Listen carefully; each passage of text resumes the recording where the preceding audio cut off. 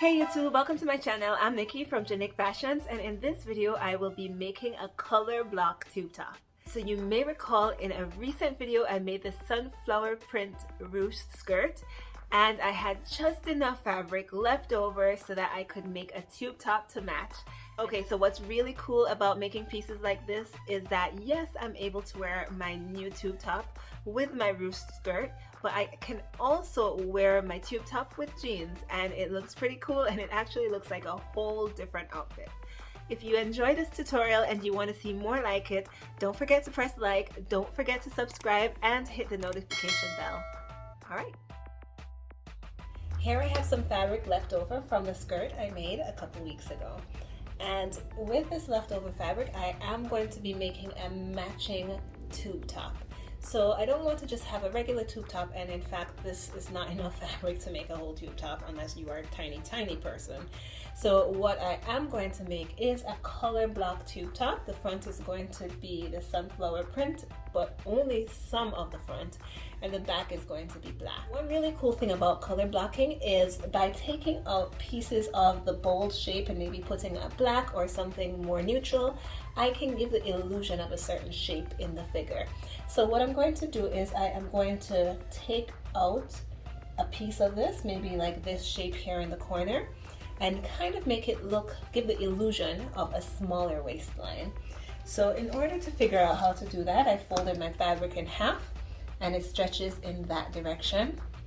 And I want at least 9 inches at the top, and that 9 inches is for the hem at the top, in addition to going over the bust line. I am going to create a curve that comes in, and I'm freehanding it, and I am okay to freehand it because everything is folded, so everything will be symmetric. So that's where I want my curve, and so I'm going to be replacing this fabric with black fabric. And so where I have that curve drawn in, I'm going to cut a little bit outside of that for seam allowance.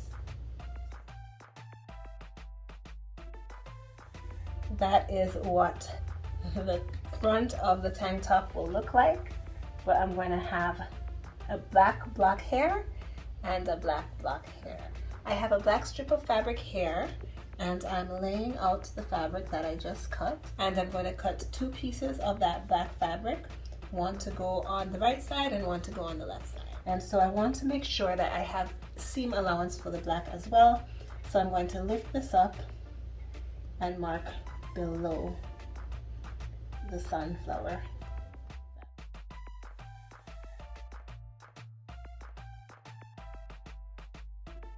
After I've cut this side, instead of doing the same thing on that side, I can take this piece, turn it over, and use it to trace the piece on the other side. This is an idea of what it will look like, but I have not attached the fabrics together yet. Everything is showing right now on the right side, and this is a bit tricky. So normally I would have my fabric placed right side to right side, but as you can see, when I turn it over, it does not line up really well. So what we're going to do here is we're going to turn right side to right side, little at a time, and pin as we go. And as I go, I line up the edge of the black fabric with the edge of the floral fabric, right side to right side.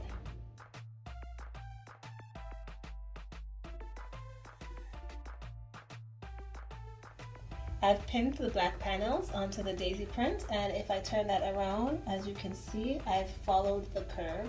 And so it will feel a little weird as you're pinning because it is going to curve, but look at how that looks once it is on the right side. It looks pretty good. I have 2 layers of fabric here. I have the fabric that I just assembled that's on the outside and folded in half, and I have a black panel the same size that is also folded in half on the inside. So that's that right here. What I also made sure to do was that the color blocking here is lined up with each other, so the stitching here and here are aligned, and the stitching here and here are also aligned.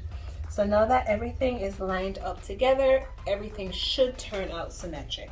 Here I have just a regular fitted tee. I'm going to fold that in half, and I'm just going to use that to trace out the shape of what I want my tube top to look like. I placed my t-shirt that's folded in half over the fabric, and I'm going to pin along the line.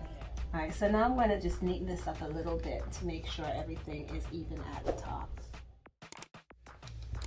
Right now we have 4 layers of fabric pinned together, and I want to separate those, so I'm going to unpin, repin the top 2 layers,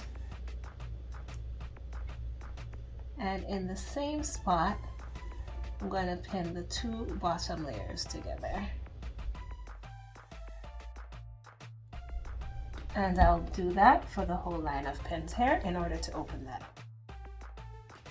Now that I have the seams attached at the sides, I can hem the shirt.